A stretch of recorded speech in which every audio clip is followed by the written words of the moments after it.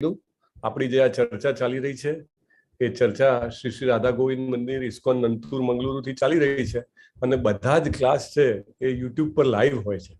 સો અત્યારનો પણ જે ક્લાસ છે એ અત્યારે યુટ્યુબ પર લાઈવ જઈ રહ્યો છે, right? So you are all live અને we are all together trying to understand Bhagavad Gita. Bhagavad ગીતાને સમજવી એ આમ જોવા જાઓ તો બહુ લાંબુ કામ છે, પણ આપણે એવો સરસ આ કોર્સ ડિઝાઇન કર્યો છે ઇસ્કોન નંતુર મંગલુરુના પ્રેસિડેન્ટ પરમ પૂજ્ય નામાનિષ્ઠા પ્રભુએ કે આપણે 18 દિવસમાં આપણો પાયો જે છે, બેઝિક અન્ડરસ્ટેન્ડિંગ છે, બધી ક્લિયર થઈ જાય અને પછી આગળ આ લેવલ 1 કહેવાય છે, પછી લેવલ 2, લેવલ 3, લેવલ 4, લેવલ 5 એમ અલગ અલગ લેવલ્સ છે. બધા જ લેવલ ફ્રી ઓફ કોસ્ટ છે અને તમે એમાં તમને ઇન્ટરેસ્ટ જાગે, તમને એમ લાગે કે નહીં મારે કંઈક મેળવવા જેવું છે અને મારે એમાં કંઈક સમય વધારે ઇન્વેસ્ટ કરવો છે, તો તમે આગળના લેવલમાં ભાગ લઈ શકો છો.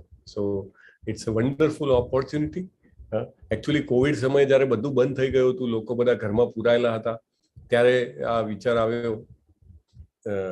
હિઝ હોલીનેસ જયપતાકા સ્વામી મહારાજ જે છે, એમને કોણ છે આપણે આગળ જોશું, પણ એમને નામાનિષ્ઠા પ્રભુજી જે છે પ્રેસિડેન્ટ, એમને કીધું અને એમને આ કોર્સ ચાલુ કર્યો.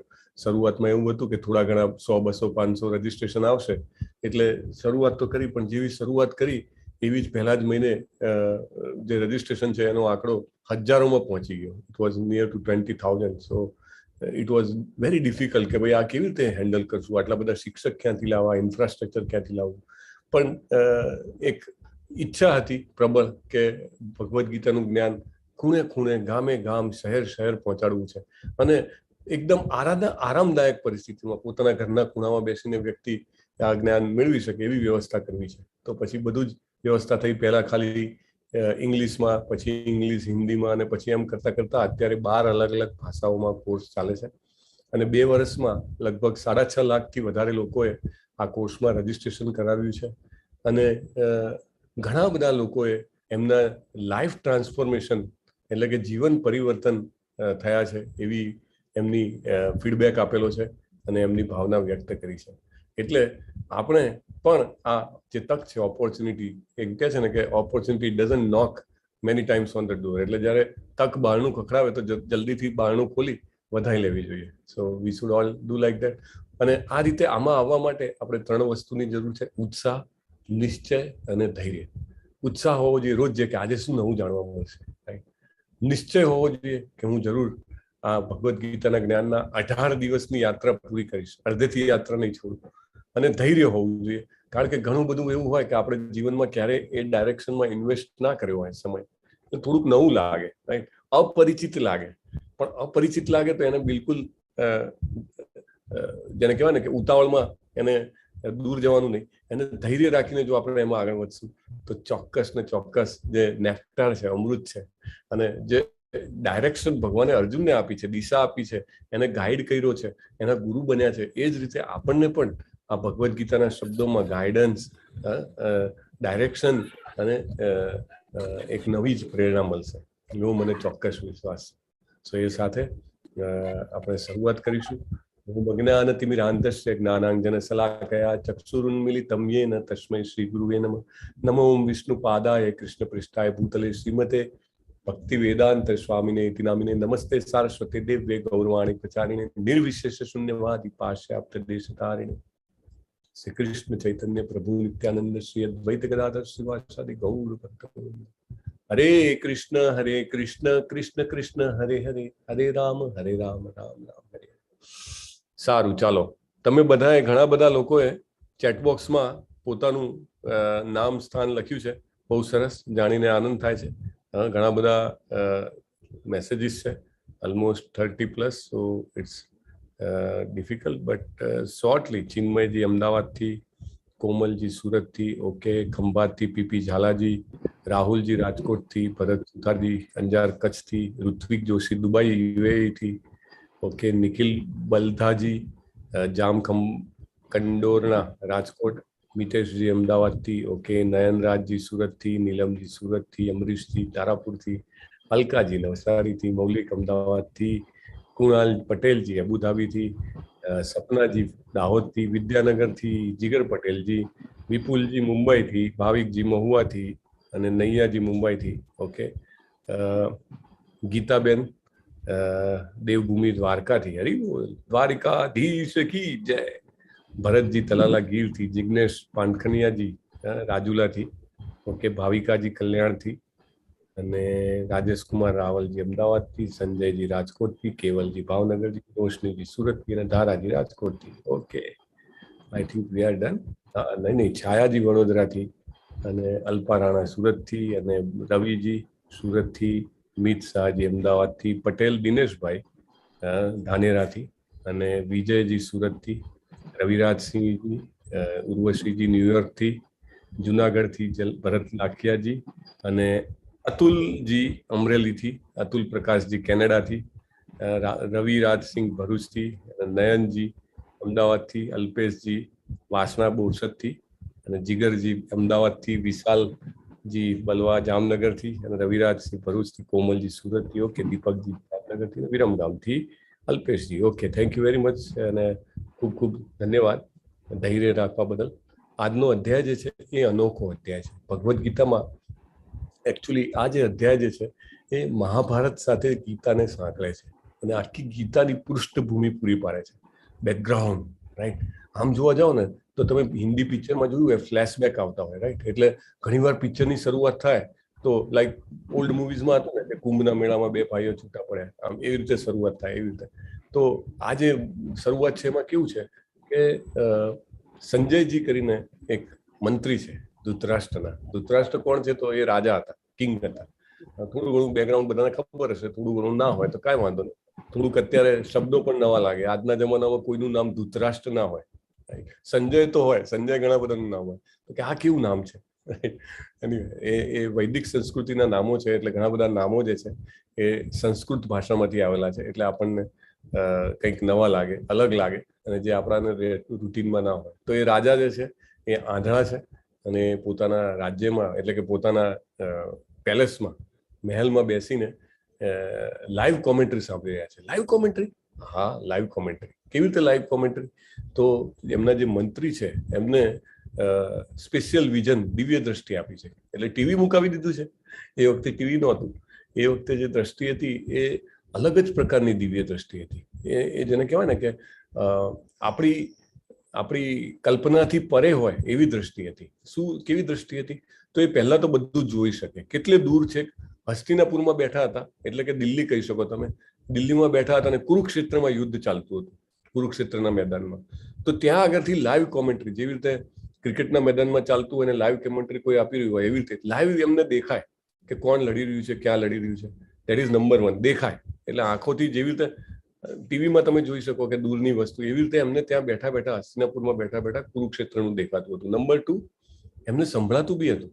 એટલે આપણને એમ થાય કે ખાલી દેખાતું હશે, ના, એમને બધું જ વસ્તુઓ જે છે, કોની વાતચીત શું ચાલી રહી છે, એવરીથિંગ યુઝ ટુ નો. એટલે એ બે વસ્તુ. અથવા ચલો આ બે વસ્તુ તો ટીવીમાં હોય, મોબાઈલમાં લાઈવ ટેલિકાસ્ટ કરી શકો, કાંઈ પણ. એનાથી આગળ એક વસ્તુ દિવ્ય દ્રષ્ટિમાં હતી. શું હતી ત્રીજી દ્રષ્ટિ?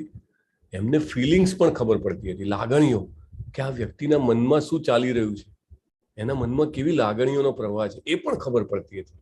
એટલે આવી દિવ્ય દ્રષ્ટિ હતી એમની પાસે. તો એ દિવ્ય દ્રષ્ટિથી જે છે યુદ્ધ ભૂમિ પર જે બની રહ્યું છે એને ધૃતરાષ્ટ્રને કહી રહ્યા છે, રાઈટ. અને બહુ જ સરસ રીતે એ બંને વચ્ચેના વાર્તાલાપમાં આગળ જઈને પછી કૃષ્ણજી અને અર્જુનજી વચ્ચેનો વાર્તાલાપ આવે છે, અને આખી ભગવદ્ ગીતા આપણા માટે ડિસ્ક્લોઝ કરવામાં આવે છે. એટલે બહુ સરસ રીતે આમ જેને કહેવાય ને કે આખું અનફોલ્ડ થઈ રહ્યું છે સાગા. તો આપણે આની શરૂઆત કરીશું. મારી સ્ક્રીન શેર કરી રહ્યો છું, પ્લીઝ બેર વિથ મી, કારણ કે થોડોક લેગ હશે. ઓકે, ઘણા બધા લોકોના ફરીથી પાછા નામ આવી ગયા છે. ઓકે, રુદ્રાજી, ઓકે, ભરત દામોદરજી ભાવનગરથી, રાજેન્દ્રસિંહ અરવલ્લી મોડાસાથી, ઠક્કર ધવલકુમાર બાવળાથી. ઓકે, વેલકમ છે બધાને, હૃદયપૂર્વક સ્વાગત કરું છું. અત્યારે આપણે ઇન્ટરનેટ પર મળીએ છીએ, એટલા માટે આપણે છે ને બધાને personally we can not talk, પણ આપણે એવું કંઈક કરીશું ચોક્કસ.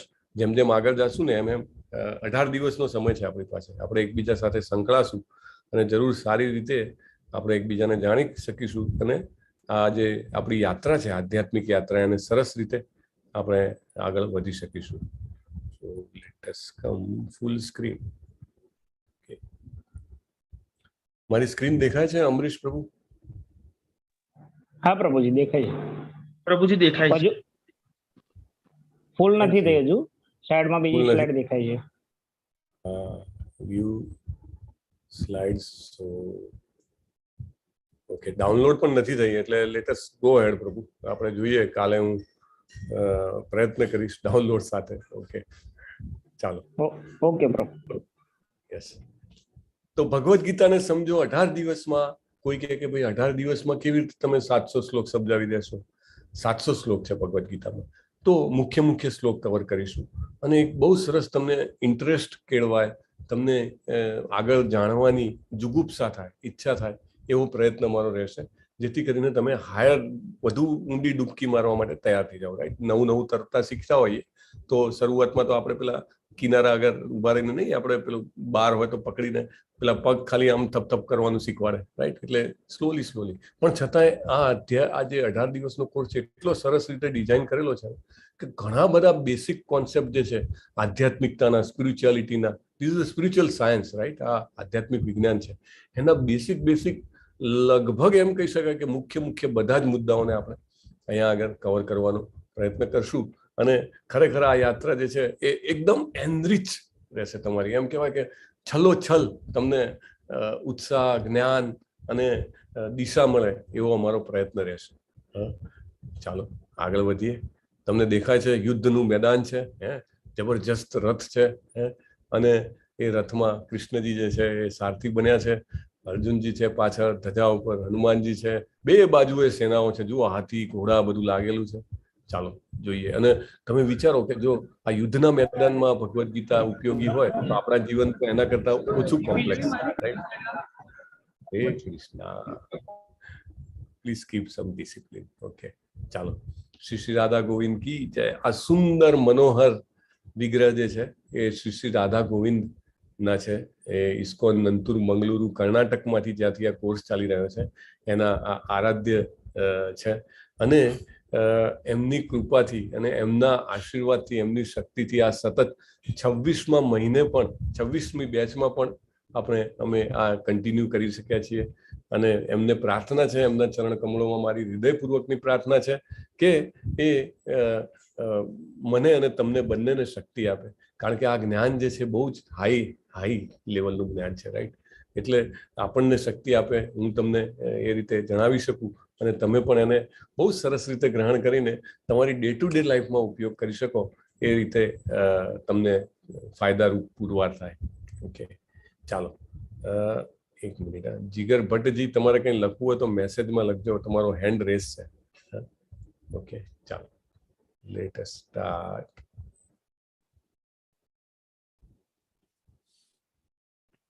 આ જે ભગવદ્ ગીતાનો કોર્સ છે એ ભગવદ્ ગીતા યથારૂપ જે છે તેના મૂળ રૂપે જે કહેવાય, એના રચયિતા જે છે એ અભય ચરણારવિંદ ભક્તિ વેદાંત સ્વામી પ્રભુપાદ જે છે, એમના ભાવાર્થ જે છે, ઉપદેશો જે છે, એના આધારિત છે. આ તમને મારા હાથમાં જે બુક દેખાય છે ને, એને ભગવદ્ ગીતા યથારૂપ કહે છે. આ જે બુક જે છે ભગવદ્ ગીતાનું આ એવું સંસ્કરણ છે કે વિશ્વના બધા જ દેશોમાં સૌથી વધારે જેનો પ્રચાર છે એવું આ પુસ્તક છે. ઘણી બધી યુનિવર્સિટીમાં સ્પિરિચ્યુઆલિટીના સિલેબસ તરીકે, એના બેઝ ડોક્યુમેન્ટ તરીકે આ પુસ્તકનો ઉપયોગ થાય છે. અને એના રચયિતા જે છે એ આપણને આપનારા જે છે એ ઇસ્કોનને જેમણે સ્થાપના કરી, ઇસ્કોનની બધાને ખબર હશે, international society for Krishna consciousness, આંતરરાષ્ટ્રીય કૃષ્ણ ભાવનામૃત સંઘ, એના સ્થાપક જે છે એ શિલા પ્રભુપાદ કહેવાય છે, એમને આપેલું છે. બરોબર.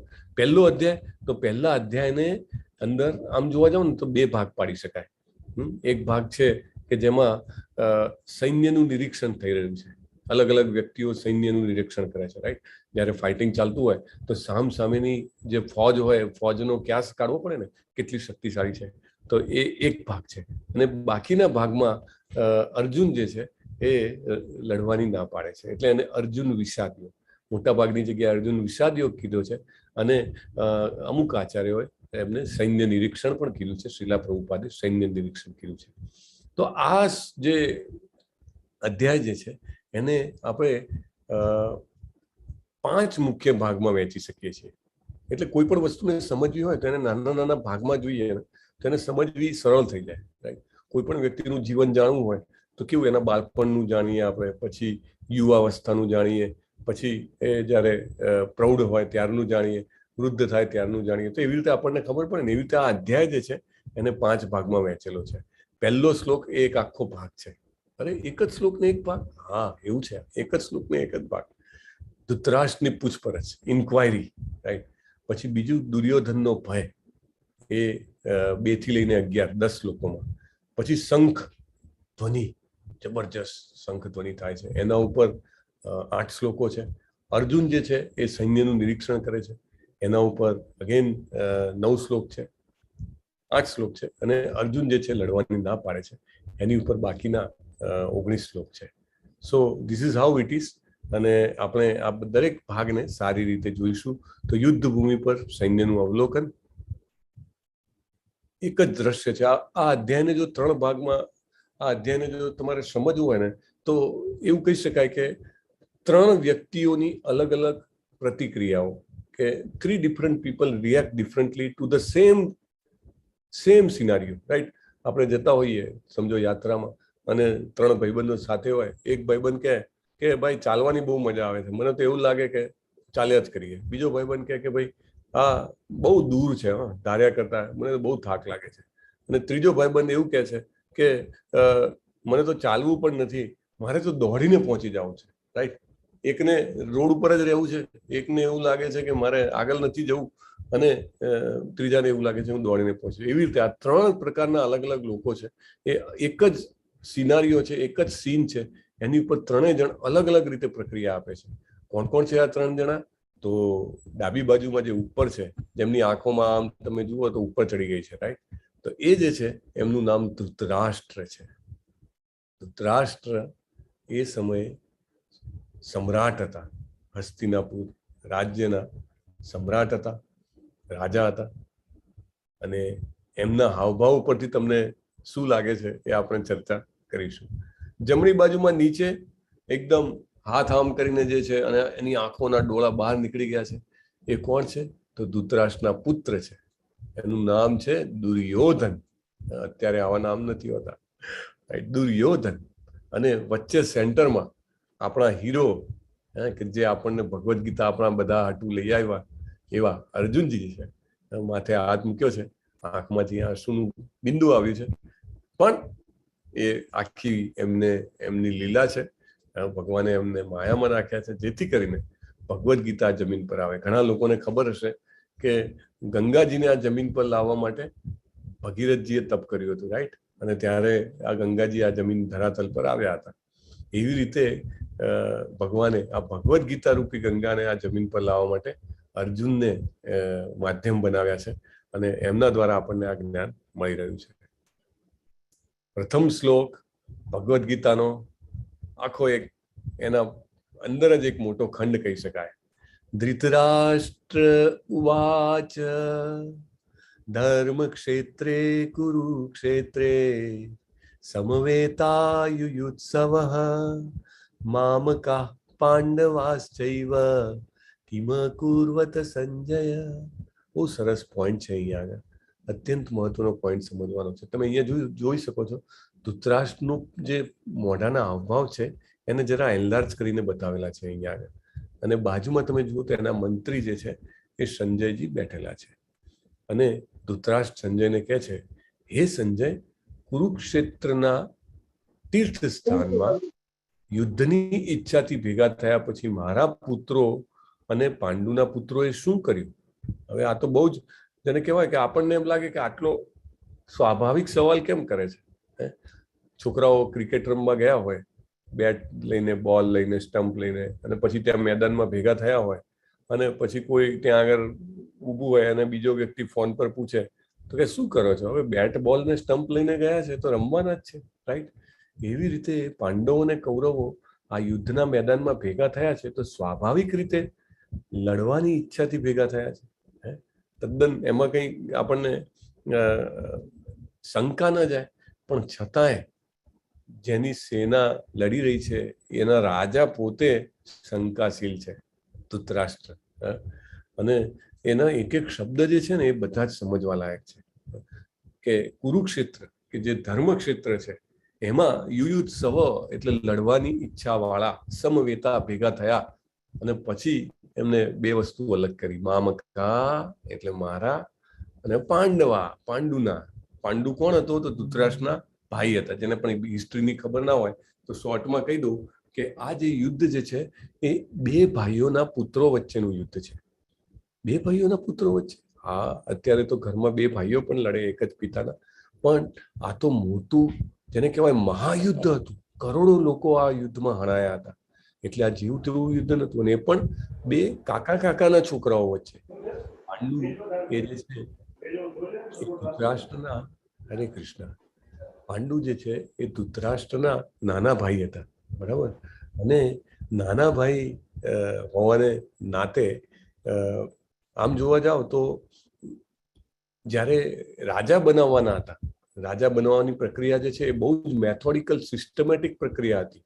અત્યારે કેમ આપણે પ્રાઇમ મિનિસ્ટર સિલેક્ટ કરવો હોય તો આખા દેશમાં વોટિંગ થાય, બરાબર ને, અને પછી એમાંથી બધા એમએલએસ આવે ને પછી એ લોકો ચૂંટીને પ્રાઇમ મિનિસ્ટર નક્કી કરે, એવી રીતે, રાઈટ. પણ એ વખતે રાજાશાહી હતી, તો રાજાશાહીમાં એવું કે કોઈ પણ બની જાય ના, એના બરાબર બેન્ચમાર્ક હોય, સ્ટાન્ડર્ડ્સ હોય, એમાં જે ફિટ થાય એને જ રાજા બનાવવાનો. તો ધૃતરાષ્ટ્ર અને પાંડુ અને વિદુરજી એ ત્રણ ભાઈઓ હતા. અને જ્યારે રાજા બનાવવાનો સમય આવ્યો તો એની જે લાયકાતો હતી, એલિજિબિલિટી ક્રાઇટેરિયા, ક્વોલિફિકેશન્સ, એમાં ધૃતરાષ્ટ્ર મોટા હતા છતાં એમાં પાસ ન થઈ શક્યા, કારણ કે એ આંધળા હતા. અને બહુ જ ક્લિયરલી એ ગાઈડલાઇન્સ હતી કે આંધળો વ્યક્તિ હોય એને રાજા ન બનાવાય, કારણ કે જે ખરેખર શરીરથી અપંગ હોય એ આટલી બધી પ્રજાનું દોરવણી કેવી રીતે કરી શકે? એટલા માટે એમને રાજા નહોતા બનાવ્યા. પણ એમને મનમાં વસવસો રહી ગયો હતો, મને રાજા ના બનાવવા મળ્યું, હું મોટો છું છતાં પણ એમને અત્યંત દુઃખ હતું.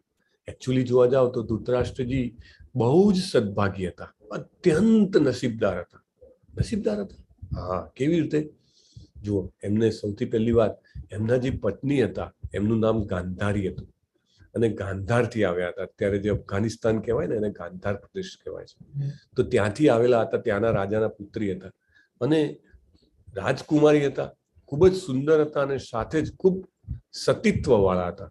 એકદમ જેને કહેવાય કે પોતાના પતિમાં એકદમ સતીત્વ ભાવ રાખતા હતા. અને એના કારણે જેવા એમના લગ્ન નક્કી થયા ધૃતરાષ્ટ્ર સાથે, તુરંત જ એમને એક પ્રણ લીધો, નિયમ લીધો કે હું આજીવન મારી આંખોએ કાળી પટ્ટી બાંધી રાખીશ, કે મારા પતિને દેખાતું નથી તો એમનું દર્દ જે છે હું પણ મહેસૂસ કરી શકું. એ રીતે એ કરવા માટે એમને નિયમ લઈ લીધો કે આજીવન હું આંખે પટ્ટી બાંધીશ. જો તમે વિચાર કરો કેટલી સતીત્વ કહેવાય એમનું, બરાબર. અને બીજું, એમના જે ભાઈ હતા ધૃતરાષ્ટ્રના, વિદુરજી, એ ભગવાનના અનન્ય ભક્ત હતા અને બહુ જ મોટા જ્ઞાની હતા. એમને રાજનીતિનું જ્ઞાન હતું, યુદ્ધ નીતિનું જ્ઞાન હતું, એમને નીતિશાસ્ત્રનું જ્ઞાન હતું, એમને આધ્યાત્મિકતાનું જ્ઞાન હતું. સો all the way he was very learned person, બરાબર. તો એવા એમના ભાઈ હતા. ત્રીજું કે રાજમહેલમાં રહેતા હતા, ખાવા પીવાની એમને કોઈ જ ચિંતા હતી નહીં. બહુ જ સરસ રીતે એમનું પાલન પોષણ થયું હતું, એમને જ્ઞાન મળ્યું હતું, રાઈટ. એટલે એ રીતે પણ એ સારા હતા. ચોથી વાત, તો એમના પાસે જે બીજા ગાઈડ કરવા વાળા હતા, ભીષ્મ પિતામહ. ભીષ્મ પિતામહ જે છે એમના દાદા હતા, અને પિતામહ કહેતા હતા એમને, અને એટલા શક્તિશાળી હતા, અને એમના પાસે તો ઈચ્છા મૃત્યુનું વરદાન હતું. એટલે he was protecting the dynasty of Kuru, એટલે કુરુવંશનું રક્ષણ કરતા હતા. ગુરુ દ્રોણ હતા કે જે બ્રાહ્મણ હોવાની સાથે એક મોટા આચાર્ય હતા. તો આમ જોવા જાવ તો એમની પાસે એવું કશું જ નહોતું કે નથી, પણ મનુષ્યમાં બહુ જ મોટો દુર્ગુણ હોય છે. અને આપણે બધાએ ધૃતરાષ્ટ્રમાંથી આ શીખવાનું છે કે અસંતોષ જો આપણે રાખશું તો અસંતોષ કોઈ પણ પરિસ્થિતિમાં રહેશે. ચાહે આપણી બધી ઈચ્છાઓ પૂરી થઈ જાય, ચાહે આપણી બધી જે આપણે જોઈતું હોય જીવનમાં એ બધું જ આવી જાય ને, છતાંય જો આપણે હેબિટ નહીં કેળવી હોય, આપણે નિયમ આપણે ન કેળવ્યો હોય કે મારા જીવનમાં સંતોષ છે, આનંદ છે, તો આપણે ક્યારેય કોઈ પણ પરિસ્થિતિમાં સંતોષી ના રહી શકીએ. એ ધૃતરાષ્ટ્રના જીવનમાંથી આપણને શીખવા મળે છે. આટલું બધું હોવા છતાં મેં તમને કેટલા બધા પોઈન્ટ કીધા, આટલા બધા પોઝિટિવ પોઈન્ટ હોવા છતાં એમને એમ કે મારી આંખો કેમ નથી ને હું કેમ રાજા ના બને. બસ અને એના કારણે એટલા બધા અસંતોષી થઈ ગયા. માણસ જો અસંતોષી બને ને તો આવા અસંતોષી લોકો જ મોટે ભાગે આત્મહત્યા કરતા હોય છે, મોટે ભાગે, રાઈટ. અથવા તો જે કંઈ પણ કરે નીતિની વિરુદ્ધ, નિયમોની વિરુદ્ધ જઈને ખોટા માર્ગે જઈને કરે. કેમ? તો અસંતોષ છે. ભગવાને જે કંઈ પણ આપ્યું છે આપણને, જે આપણા કર્મોના કારણે કે બીજી કોઈ પણ પરિસ્થિતિઓના કારણે જે કંઈ પણ મળ્યું છે એમાં જો આપણે સેટિસ્ફેક્શન, સંતોષ કેળવતા શીખીએ તો આ જ જીવન આપણું સ્વર્ગ બની જાય. ધૃતરાષ્ટ્રને સંતોષ નહોતો, એને રાજા બનવું હતું. પાંડુનું અકાળે મૃત્યુ થયું, નાના ભાઈનું, એટલે ન છૂટકે એમને રાજા બનાવવામાં આવ્યા. હવે રાજા બનાવવામાં આવ્યા પછી નક્કી કરવાનું હતું કે આ રાજ્ય કોને આપવામાં આવશે. તો સ્વાભાવિક છે, પાંડુ રાજા હતા, એની અવેજીમાં એ પોતે રાજા હતા. એટલે એ તો એમ કહેવાય કે કાર્યકારી રાજા, રાઈટ, એક્ટિંગ કિંગ. તો એટલા માટે એમણે નક્કી કર્યું કે હું જે છે એ મારું રાજ્ય મારા પાંડુ એટલે કે મારા ભાઈના પુત્રોને નહીં આપું. એના માટે એટલા બધા પ્રપંચ થયા, દાવ પેચ થયા, કૂટનીતિ થઈ, અને એના કારણે એ જે છે એ એમના ભાઈને રાજ્ય ના મળ્યું, અને રાજ્ય ના મળ્યું એટલે આ યુદ્ધ થયું, અને એટલા કારણે આખા વંશનો વિનાશ થાય છે. બહુ જ મહત્વની વાત છે કે આખા વંશના વિનાશ સુધી અસંતોષ લઈ જાય છે. અહીંયા આગળ એક બહુ સરસ દાખલો છે કે દાખલા તરીકે કોઈ પણ સારું કામ કરતા હોઈએ તો ઘણી જગ્યાએ એવો રિવાજ હોય કે દૂધને ઉભરાવવાનું, રાઈટ. એટલે એ ધાર્મિક કાર્ય, સારું કાર્ય જે છે એ સફળતાપૂર્વક થાય, રાઈટ. તો એવી રીતે સંજયજી, તમારો હેન્ડ રેસ છે, પણ પ્રશ્ન જવાબ માટે આપણે સ્પેશિયલ સમય છે છેલ્લે, એમાં આપણે પ્રશ્ન જવાબ લેશું. થોડીક ધીરજ રાખશો, આપણે જરૂર એની પર જાશું. અને એમને 2 જણાને અલગ કર્યા, રાઈટ. દૂધમાંથી કેવી રીતે આપણે માખણ અલગ કરીએ એવી રીતે. અને સામે રસગુલ્લા હોય તો શું કરવાનું? તો કોઈ કહેતો રસગુલ્લા ખાવાના હોય, રાઈટ. એટલે આ 2 જણા ભેગા થયા તો શું કરતા હોય? લડતા હોય, રાઈટ. એનીવે, તો coming back to the point કે ધૃતરાષ્ટ્ર જે છે આ રીતે અસંતોષના કારણે યુદ્ધ પ્રતિ પોતાના કુલને લઈ જાય છે. તો ધૃતરાષ્ટ્ર જે છે એના હાવભાવ ઉપરથી તમને શું લાગે છે કે યુદ્ધ ભૂમિને કેવી રીતે જોઈ રહ્યા છે, રાઈટ? તમે બધા ચેટબોક્સમાં ટાઈપ કરી શકો છો કે ધૃતરાષ્ટ્ર જે છે એ યુદ્ધ ભૂમિને કેવી રીતે જોઈ રહ્યા છે. તમે ટાઈપ કરી શકો છો. તો એના હાવભાવ ઉપરથી, એના મોં ઉપરથી તમને શું લાગે છે? એનામાં કેવી લાગણીઓ એના મનમાં પ્રવર્તી રહી છે? ફોટો જોઈને જવાબ આપો. આ ક્વેશ્ચન એ ટાઈપનો છે. સો તમે બધા ટાઈપ કરી શકો છો. યસ, થોડુંક ટાઈપ કરવું ડિફિકલ્ટ લાગે, પણ આ ક્લાસ જે છે એને ઇન્ટરેક્ટિવ બનાવવાનો પ્રયત્ન છે કે જેથી કરીને તમે પણ એમાં પૂરેપૂરા જોડાઓ. અને આમાં કોઈ સાચા ખોટા જવાબ છે નહીં. તમે જવાબ આપવાનો પ્રયત્ન કરો તો એટલીસ્ટ અલગ અલગ દ્રષ્ટિકોણથી બધાને જાણવા મળે. તો ધૃતરાષ્ટ્ર યુદ્ધ ભૂમિને કેવી રીતે જોઈ રહ્યા છે એ પ્રશ્ન અહીંયા આગળ છે ને. ઓકે, ફર્સ્ટ આન્સર આવી ગયો છે વિપુલ બી. વિપુલજી, સાચો જવાબ છે તમારો. ક્યુરિયસ, બહુ જ ઇન્તેજારી છે એને. શું થયું? પેલા ક્રિકેટના સ્કોરમાં હોય ને, દરેક બોલે કેટલા રન થયા, અરે વિકેટ પડી ગઈ, રાઈટ? એવી રીતે ક્યુરિયસ છે. યસ. પછી ભરત દામોદરજી છે કે ક્યુરિયસ અને વોટ્સ હેપન નેક્સ્ટ. એને અશાંતિ છે, હવે શું થશે? રોશનીજી લખે છે કે શંકાથી. શંકા છે એને, બહુ શંકા છે.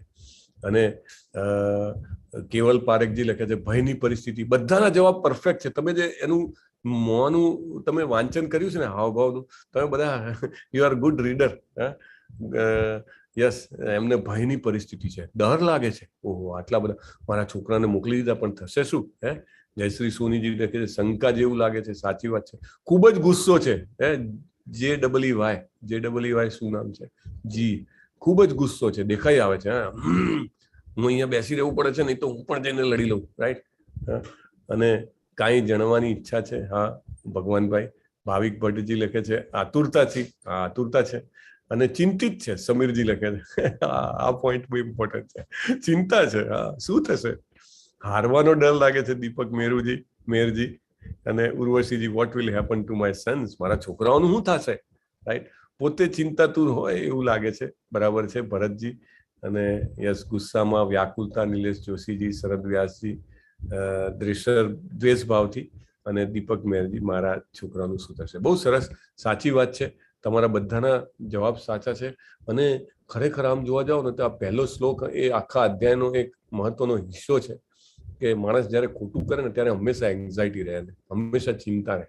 એને ચિંતા છે, એને ભય છે, એને વ્યાકુલતા છે, શું થશે રાઈટ, ખોટું કર્યું છે એને ખબર છે, અધર્મની બાજુમાં છે, એટલા માટે એને ચિંતા છે. બહુ સરસ પોઈન્ટ છે. તો ધૃતરાષ્ટ્રની માનસિકતા જે છે એક તો શંકાસ્પદ છે, કારણ કે કુરુક્ષેત્ર જે છે ધર્મક્ષેત્ર છે. જુઓ, અમુક વાર એવું હોય ને કે એક ક્રૂડ એક્ઝામ્પલ આપું, સાવ ક્રૂડ, કે ઇન્ડિયાની જે પીચ હોય તો એ બધી સ્લો પીચ હોય, રાઈટ, તો એની ઉપર જે બહારથી બોલર્સ આવે, મે બી ફાસ્ટ બોલર હોય છતાં પણ પીટાઈ જાય અહીંયા આગળ, બીકોઝ આ પીચ જે છે અહીંના હવામાનને અનુકૂળ છે ને અહીંયા આગળ જે જન્મ્યા હોય એના માટે બહુ અનુકૂળ છે, રાઈટ, અહીંયા આગળ જ રમીને મોટા થયા હોય. એ જ રીતે આપણા ક્રિકેટર્સ બહાર જાય ને ત્યાંની ફાસ્ટ પીચ હોય તો એમને ડિફિકલ્ટ પડે. કુરુક્ષેત્ર જે છે એ ધર્મક્ષેત્ર છે.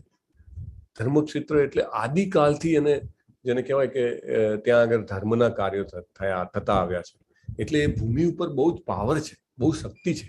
અને ધર્મક્ષેત્રો હોવાના કારણે સ્વાભાવિક છે કે એ ધર્મની તરફ હોય એમને હેલ્પ કરે, એને મદદ કરે, રાઈટ. ધર્મની તરફ કોણ છે તો પાંડુના પુત્રો છે, પાંડવો છે, એમને હેલ્પ થશે, પહેલી વાત. બીજી વાત, શંકા બીજી એને શું છે, બીજી શંકા એવી છે કે ધર્મક્ષેત્ર છે એટલે ત્યાં જઈને બધાની લડવાની ઈચ્છા નાશ ના પામી જાય, રાઈટ. ધર્મક્ષેત્રમાં ગયા છે ને, સ્વાભાવિક રીતે તમે કોઈ તીર્થ સ્થળે ગયા હો તો એ વખતે તમને જે વિચારો આવતા હોય એકદમ પવિત્ર વિચારો આવતા હોય, ચાલો હું પણ કઈ સેવા કરું, રાઈટ, ચાલો હું પણ કંઈક દર્શન કરું, અથવા તો હું કંઈક સારું કામ કરું, દાન તપ દક્ષિણા કંઈક કરું, રાઈટ. એટલે જેવા સ્થળે જાઓ એવા વિચારો આવે, સ્વાભાવિક છે. તમે જ્યાં પણ રહેતા હોય, જેની વચ્ચે રહેતા હોય એવા વિચારો આવે. તો ધર્મક્ષેત્ર કુરુક્ષેત્ર જે છે એની અસરથી આ લોકો લડવાનું માડી તો નહીં વાળે ને, એવી ધૃતરાષ્ટ્રને શંકા છે. અને મારી સેના કેવી રીતે જીતશે એવી શંકા છે. ભયભીત છે. કેમ ભયભીત છે?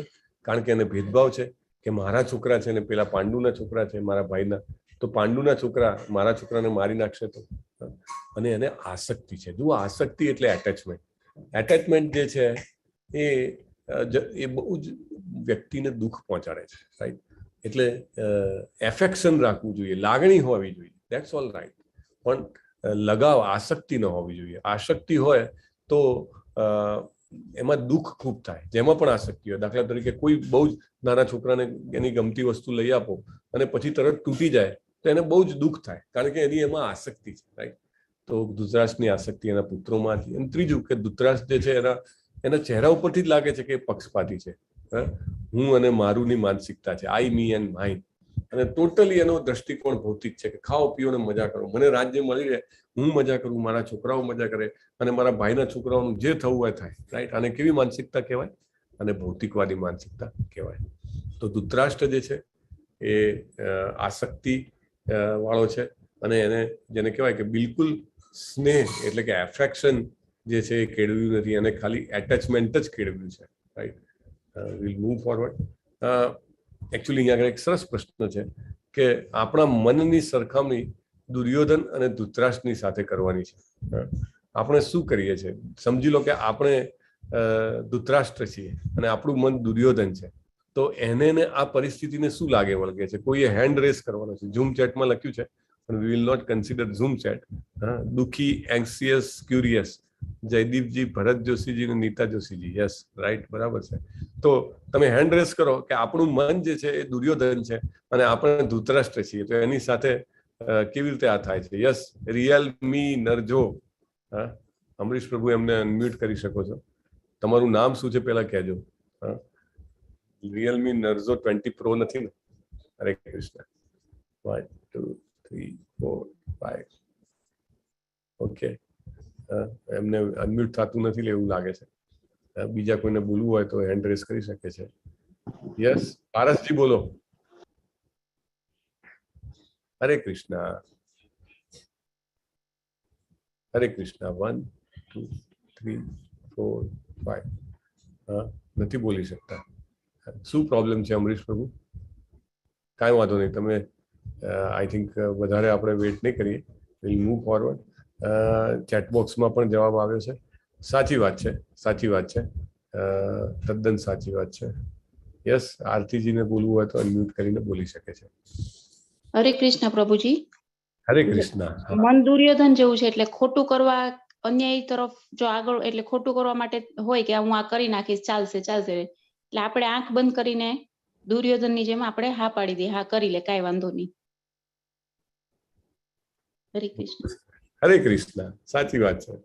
આપણે આપણા મનને હંમેશા છૂટ આપીએ છીએ. સાવ સામાન્ય ઉદાહરણ, કોઈને બહુ જ હાઈ સુગર રહેતું હોય અને સ્વીટ આવે તો મન કે ના ના લઈ લો ને, એક વાર તો લેવાય, એટલે આપણે લેતા હોઈએ છીએ. એવી રીતે મનને છૂટ આપતા જઈએ તો મન જે છે એ દુર્યોધનની જેમ કુળ વિનાશ સુધી પહોંચાડી દે. રાઈટ, એટલે એવો અહીંયા આગળ છે પ્રશ્ન. બહુ સરસ છે. અસંતોષ અને અધર્મ વચ્ચેનો સંબંધ. અસંતોષથી અધર્મ કેવી રીતે થાય?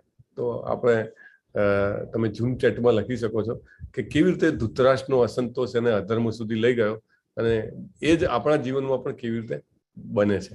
રાઈટ. હરે કૃષ્ણ. 1 2 3 4 5.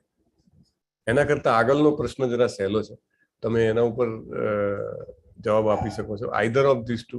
એક જવાબ આવી ગયો છે જે જોઈ લેવામાં આવશે. અને વિનાશકાળે વિપરીત બુદ્ધિ, દીપક મેયરજી. ઓકે, બરાબર છે. નેક્સ્ટ ક્વેશ્ચન કે યુધિષ્ઠિરને સિંહાસન સોંપી દીધું હોત તો એનું શું પરિણામ આવ્યું હોત? એ પણ બહુ મહત્વનો પ્રશ્ન છે. કે દાખલા તરીકે મનને આપણે કંટ્રોલમાં રાખીએ અને એને સાચી ડાયરેક્શનમાં લઈ જઈએ તો એનું શું પરિણામ આવે? ધૃતરાષ્ટ્રે જો પોતાની અસંતોષની ભાવનાને કંટ્રોલ કરી હોત અને એને પોતાના પુત્રને રાજા બનાવવાના સપના ના કર્યા હોત તો શું થયું હોત? હા, ભરતજી લખે છે સુખી રાજ્ય હોત. હા, સુખી રાજ્ય હોત. ભગવાનભાઈ લખે છે યુધિષ્ઠિર સાચા હકદાર હતા. બહુ સાચી વાત. નિલેશ જોશીજી લખે છે લોભ એ પાપનું મૂળ છે. તદ્દન સાચી વાત. ને મહાભારત યુદ્ધ ના થાત. ચિન્મયજી લખે છે હા, મહાભારત યુદ્ધ ના થાત તો આપણને ભગવદ ગીતા ન મળે. એને સાચી વાત છે. JEEY જેઈજી લખે છે યુદ્ધ જ ના થતે. હા, સાચી વાત છે. ઉર્વશીજી there would be no war. ઋત્વિકજી Shri Bhagavad Gita ના હોત. સાચી વાત છે. અને જે થાય સારું થાય. દીપક મેરજી હરિબોલ. અલ્પેશજી લખે છે સરળતાથી શાંતિ સ્થપાતી નથી. આ બહુ ઇમ્પોર્ટન્ટ પોઈન્ટ છે. બહુ સરસ, આપણે આગળ જોઈશું. રાઈટ. અને રાજેશ રાવલજી ધર્મરાજ હોત, બધા જીવતા હોત. વિજયજી લખે છે ઓકે, ધન્યવાદ. તો બહુ સરસ, બધાના જવાબ સાચા છે અને મને ખરેખર આનંદ થયો કે તમે એક્ટિવલી પાર્ટિસિપેટ કરી રહ્યા છો. આગળનો શ્લોક છે પશ્યૈતામ પાંડુપુત્રાણામ આચાર્ય મહતિં ચમું વ્યુઢામ દ્રુપદ પુત્રેણ તવ શિષ્યેણ ધીમતા. હવે ધૃતરાષ્ટ્રનો દ્રષ્ટિકોણ જોઈ લીધો. દુર્યોધનનો દ્રષ્ટિકોણ શું છે? તો દુર્યોધન જે છે એ પોતાના ગુરુ દ્રોણાચાર્ય પાસે જાય છે. અને ગુરુ દ્રોણાચાર્ય જે છે એ સેનાપતિ હોય છે અને એમને જઈને દુર્યોધન જે છે બહુ જ મોટો રાજકારણી છે, ખંધો રાજકારણી. એવો રાજકારણી, એટલો બધો ચતુર ને એટલો બધો જેને કહેવાય ને કે શ્રૂડ એટલે કે દગો આપતા પણ અચકાય નહીં એવો રાજકારણી. અત્યારે હોત તો ચોક્કસ ભારતનો પ્રાઇમ મિનિસ્ટર હોત. એવો આ દુર્યોધન. અને પોતાના ગુરુને પાસે જઈને શું કહે છે? ગુરુને કહે છે કે તમે અહીંયા આગળ આ પાંડવોની સેના જોઈ? હે મારા ગુરુ, આ પાંડવોના પુત્રોની મોટી સેના તમારા બુદ્ધિશાળી શિષ્ય દ્રુપદના પુત્ર દ્વારા આટલી કુશળતાપૂર્વક ગોઠવવામાં આવી છે. તમે જુઓ, એના મોં ઉપરના હાવભાવ તો જુઓ. દુર્યોધનનું આ જે સ્ટેટમેન્ટ છે ને, બહુ જબરદસ્ત સ્ટેટમેન્ટ છે.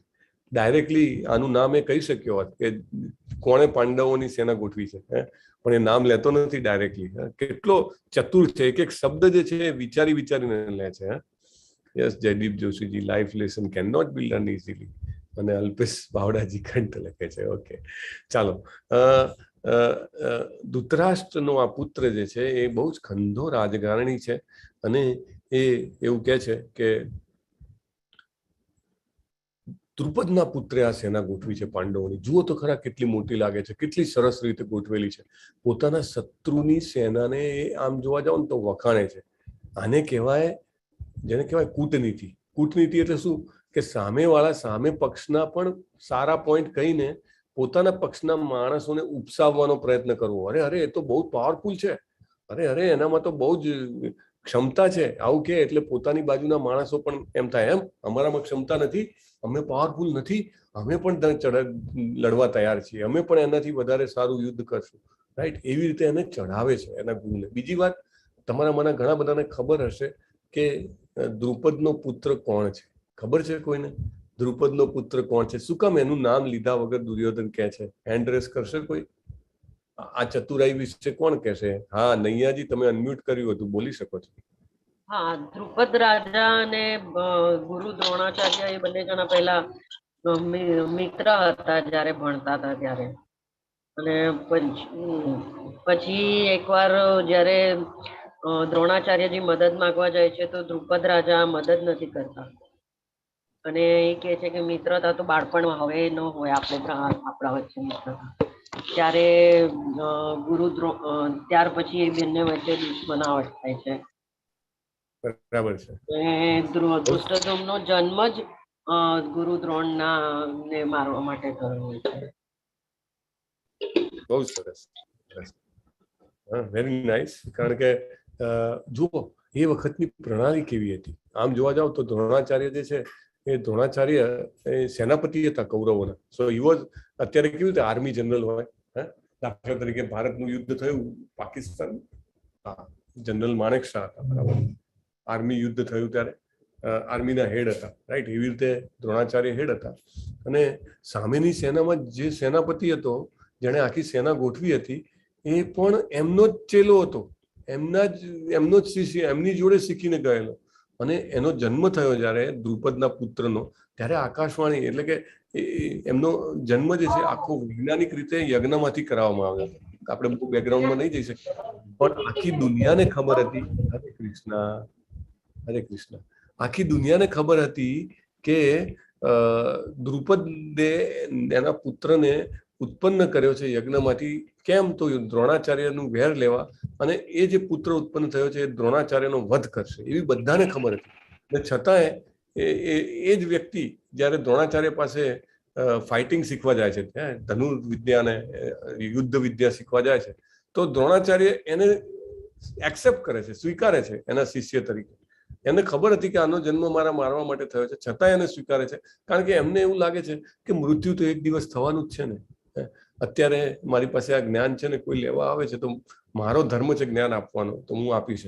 એટલે દુર્યોધન અત્યારે એ પોઈન્ટ પકડીને એમને છે ને આમ ડંખ મારે છે, એને ડંખ મારે છે. તમને ખબર છે તમે શું કર્યું? તમને ભાન નહોતું? જેને તમારો વધ કરવાનો તો એને જ તમે યુદ્ધ વિદ્યા શીખવાડી. અને જુઓ, જેને શીખવાડીએ હવે આપણી સામે આવીને ઉભો રહ્યો છે આખી સેના ગોઠવી.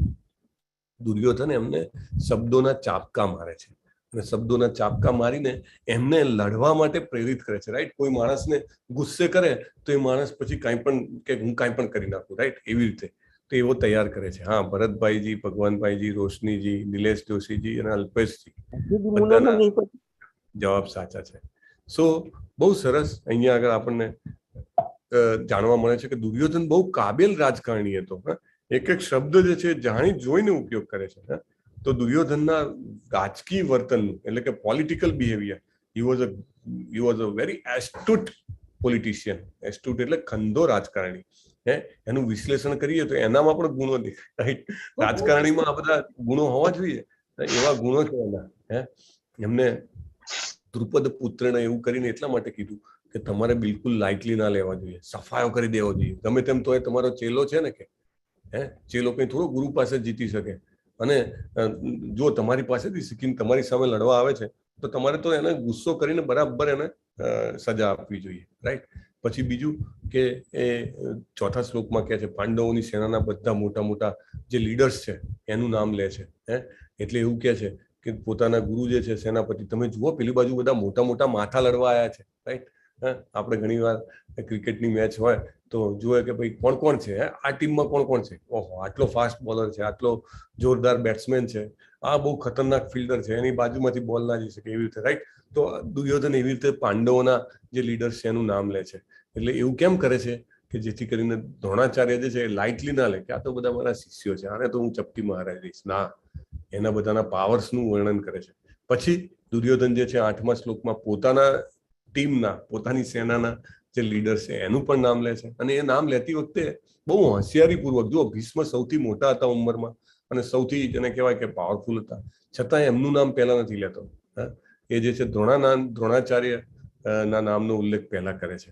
એટલે કારણ કે એ દ્રોણાચાર્ય જે છે એ કર્મે અને જન્મે બ્રાહ્મણ હતા અને આચાર્ય હતા, એટલે એમનું જેને કહેવાય ને કે એમનો ઈગો વધે અને એમને લડવા માટે પ્રેરણા કરી શકાય, એટલા માટે એમનું નામ પહેલા રહે છે. અને કૃપાચાર્ય અશ્વત્થામાનો પણ એ ઉલ્લેખ કરે છે કે મારી જોડે જો આવા પણ છે, એમ તમે ચિંતા ના કરો. એમ અશ્વત્થામા એટલે દ્રોણાચાર્યના પુત્ર, એટલે એમના પુત્રને મોટો કર્યો. એટલે એને પાછું અભિમાન વધે. પછી કૃપાચાર્ય એ દ્રોણાચાર્યના શાળા હતા, રાઈટ, એમની બેન હારે કૃપી એમની બેનનું નામ, એની હારે દ્રોણાચાર્ય પરણ્યા હતા, એટલે એને પણ મહારથી કીધા, એટલે કે તમારા કુટુંબમાં બધા મહારથી છે એમ ઇનડાયરેક્ટલી, એટલે એમનો કહેવાય ને કે હોંસલા બુલંદ કરને કા પ્રયત્ન કિયા. અને પછી એમને વિકર્ણના નામનો ઉલ્લેખ કર્યો. કેમ?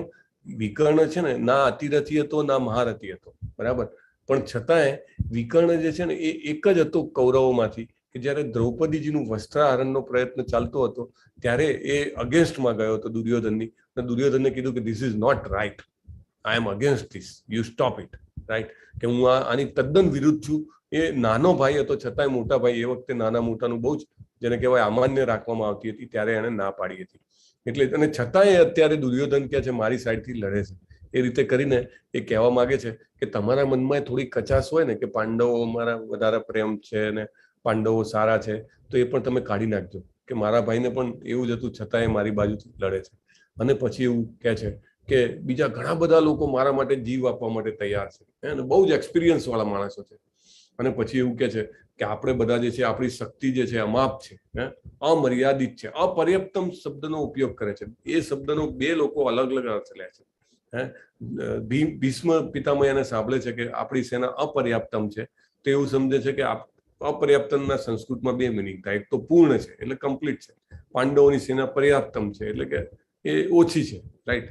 પણ બીજો મતલબ થાય છે જે દ્રોણાચાર્ય રહે છે અપર્યાપ્ત એટલે પર્યાપ્ત એટલે પૂરતું અને અપર્યાપ્ત એટલે અપૂરતું, એટલે એ સમજે છે કે અપૂરતી છે, રાઈટ. એટલે આ રીતે ભીષ્મ અને દ્રોણને બંનેને જેને કહેવાય કે આ પુશ કરે છે. અને એકચ્યુઅલી જોવા જાવ ને તો આ યુદ્ધ થયું, બધાને એવું લાગે કે ભગવાન કૃષ્ણ સાક્ષાત ત્યાં હાજર હતા અને આટલી બધી જાનહાનિ કરાવી, એ તો યોગ્ય ના કહેવાય. આવું ના કરવું જોઈએ. ભગવાન જે છે ને એ બહુ મોટા પોલિટિક્સ રમે છે. ભગવાન ઘણું બધું ખોટું કરે છે, એટલે લોકો ઘણીવાર કૃષ્ણજીને આ રીતે સંબોધતા હોય છે. આટલી બધી લડાઈ ન થવી જોઈએ ને, તમારી પાસે શક્તિ હતી તો દુર્યોધનને દબાવીને યુધિષ્ઠિરને બેસાડી દેવો હતો, એમાં આટલા બધાને મારવાની શું જરૂર હતી? તો એનું કારણ છે કે ભગવાન જે છે એ બહુ જ ક્લિયર છે એક વાતમાં કે ભગવાન કે મને કંઈક કહી દો તો કદાચ હું સાંભળી લઉં, ચલાવી લઉં. પણ ભગવાનના જે ભક્તો હોય છે કે ભગવાનના જે સેવા કરવામાં રહેલા હોય છે એ લોકો પ્રત્યે કાંઈ પણ અન્યાય થાય તો ભગવાન સહન કરતા નથી. આ ભગવાનની એક બહુ જ મોટી ક્વોલિટી છે, આ બહુ મોટો ગુણ છે. અને પાંડવોને આ જે દુર્યોધન અને એના ભાઈઓ જે છે ધૃતરાષ્ટ્રના પુત્રો છે એમને અનેક રીતે પરેશાન કર્યા હતા. આતતાઈ એટલે કે આક્રમણકારીઓની એક વ્યાખ્યા આવે છે વેદોમાં, અને આવા આતતાઈ જે હોય એને મારવામાં કોઈ જ પાપ નથી એવું વેદોમાં લખેલું છે. તો કેવા કેવા લોકો છે? એક તો ઝેર આપનાર, તો ઝેર પાંડવોએ આપ્યું હતું, હા, ભીમને ઝેરી લાડુ ખવડાવ્યા હતા. પછી બીજા આગ લગાડનાર કે જે આપણા ઘરને આગ લગાવે તો એને મારી શકાય, એમાં કોઈ પાપ નથી. તો દુર્યોધને પાંડવોને લાક્ષાગૃહ બંધાવી આપ્યું અને રાત્રે એને સળગાવવાની વ્યવસ્થા કરી, રાઈટ. માંડ પાંડવો બચ્યા. પછી જે આપણી ઉપર ઘાતક હથિયારોથી હુમલો કરે તો સેલ્ફ ડિફેન્સમાં આપણે એને મારી શકીએ છીએ. ઇવન કાયદો પણ એને સમર્થન આપે છે. ઓનલી થિંગ કાયદો હંમેશા એવિડન્સ જોવે છે, પણ શાસ્ત્રોમાં પણ લખ્યું છે કે જે તમારા ઉપર હુમલો કરે તો એમને આપણે સ્વ બચાવમાં એની ઉપર હુમલો કરી શકીએ છીએ, રાઈટ. એટલે આ લોકોએ પાંડવોને મારવાનો પણ તૈયારી કરી. બીજું કે જે ચોરી કરી લે, છેતરપિંડી કરે, રાઈટ, કે જે બધું જમીન જે છે એની ઉપર કબજો કરે, તો શકુનીને ઉપયોગ કરીને એમની બધી સંપત્તિ લૂંટી લીધી, પાંડવોની જમીન લૂંટી લીધી. એવો નિયમ હતો, એવું એગ્રી થયું હતું કે 14 વર્ષના વનવાસ પછી પાછા આવે તો પાછું રાજ્ય એમને આપી દેવું, પણ એ આપવાની ના પાડી દીધી. અને છેલ્લું કે જે બીજાની સ્ત્રી જે છે એનું અપહરણ કરે અથવા એનું અપમાન કરે, તો કૌરવોએ દ્રૌપદીજી જે છે પાંડવોના પત્ની એમનું ચીરહરણ કરવાનો પ્રયાસ કર્યો હતો. આ બધા જ ખોટા કામ એમને કર્યા છે, એટલા માટે એમને મારવામાં કોઈ પાપ નથી એવું ભગવાન કહે છે, અને એટલા માટે આ યુદ્ધ કરવામાં આવ્યું હતું. સઘોષો ઘાત રાષ્ટ્રાણામ હૃદયાની વ્યદારત નભશ્ચ પૃથ્વીમ ચૈવ તુમુલો અભ્યનુનાદયન. અને હવે જે સીન છે એ બીજી ઘટના છે. કઈ ઘટના છે? શંખવાદની. જબરજસ્ત શંખનાદ થાય છે બંને બાજુથી. શંખનાદ પહેલા ભીષ્મ પિતામહ શંખ ફૂકે છે, બધા કૌરવો શંખ ફૂકે છે, અને પછી શ્રી કૃષ્ણજી શંખ ફૂકે છે. અને એની સાથે અર્જુનજી અને બધા પાંડવો જે છે એ પણ શંખ ફૂંકે છે. પણ અહીંયા આગળ લખ્યું છે જ્યારે ધૃતરાષ્ટ્રના પુત્રો શંખ ફૂંકે છે ત્યારે પાંડવોને કાંઈ એટલી અસર થતી નથી. પણ જ્યારે કૃષ્ણજી અને પાંડવો શંખ ફૂંકે છે ત્યારે એમની સેના નાની હોવા છતાં એમની પાસે 7 અક્ષોની સેના હતી, કૌરવો પાસે 11 અક્ષોની સેના હતી. તો પાંડવોની સેના નાની હોવા છતાં એમનો જે શંખનાદ હતો એ સાંભળીને શું આવે છે, ધૃતરાષ્ટ્રના પુત્રોના હૃદય જે છે એ હચમચી જાય છે. હૃદયાની વ્યદારત. આવું કેમ થયું હશે? ઓછા લોકો શંખ વગાડે તો પણ વધારે લોકો જે છે એ ગભરાઈ જાય, થરથર કાંપવા લાગે. અને વધારે લોકો ભેગા થઈને શંખ વગાડે તો જે ઓછા લોકો છે એમને કાંઈ ન થાય. આવું કેમ થતું હશે? ચેટ બોક્સમાં લખજો. આપણે આ જવાબને થોડા ટાઈમ પછી જોશું. બહુ જ મહત્વનો છે, બહુ જ વિચારવા લાયક પ્રશ્ન છે આ. તો તમે જરૂર આની ઉપર વિચારીને જવાબ લખજો. આપણે આની ઉપર આવીએ છીએ. We will go to next. તો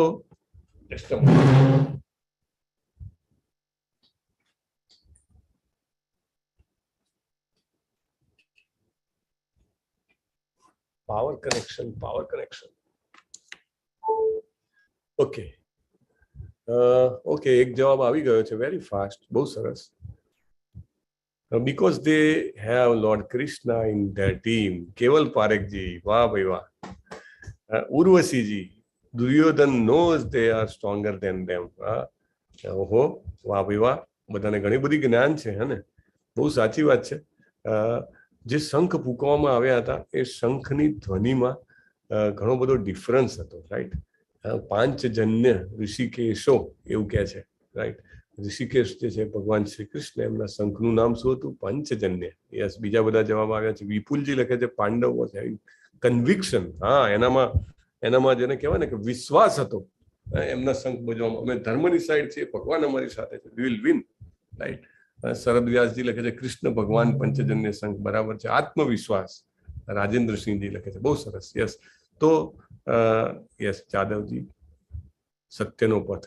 તો પાંડવોનો જ્યારે શંખ ફૂંકાય છે ત્યારે જે દૈવી શંખનાદ થાય છે એને દૈવી કહી શકાય, ડિવાઇન, ટ્રાન્સેન્ડેન્ટલ, રાઈટ, સ્પિરિચ્યુઅલ. એ શંખનાદ એટલો બધો ઘેઘૂર હોય છે કે ઘણીવાર આમ તમે જુઓ ને કે માત્ર અવાજ જે છે, અવાજના કારણથી સામેની વ્યક્તિ જે છે એ પ્રભાવિત થઈ જાય. તો એવી રીતે પાંડવોનો શંખનાદ જ્યારે થયો ત્યારે કૌરવો જે છે એ દિવ્ય શંખનાદથી હતપ્રભ થઈ જાય છે. એમને લાગે છે કે ચોક્કસ આપણે અધર્મની સાથે છીએ અને એના કારણે આપણો વિનાશ નક્કી છે. Kauravas were knowing that truth was not with them. Yes, Bharat Joshiji, સાચી વાત છે. બહુ સરસ તમારા બધાના રિપ્લાય છે અને સાચા જવાબ છે. હવે પાંડવો જે છે અલ્ટિમેટલી અર્જુનજી જીતી ગયા, બધાને ખબર છે. અને એના ચિહ્નો જે છે આપણને અહીંયા આગળ પહેલા અધ્યાયમાં જોવા મળે છે કે એટલા બધા ચિહ્નો છે કે પાંડવોનો વિજય નિશ્ચિત છે એવું દેખાઈ આવે છે. તો કયા કયા ચિહ્નો છે તમારે કહેવાના છે? હેન્ડ રેઝ કરીને બોલવાનું છે, રાઈટ? આમાં કોઈ ચેટબોક્સમાં નહીં રાખીએ આપણે.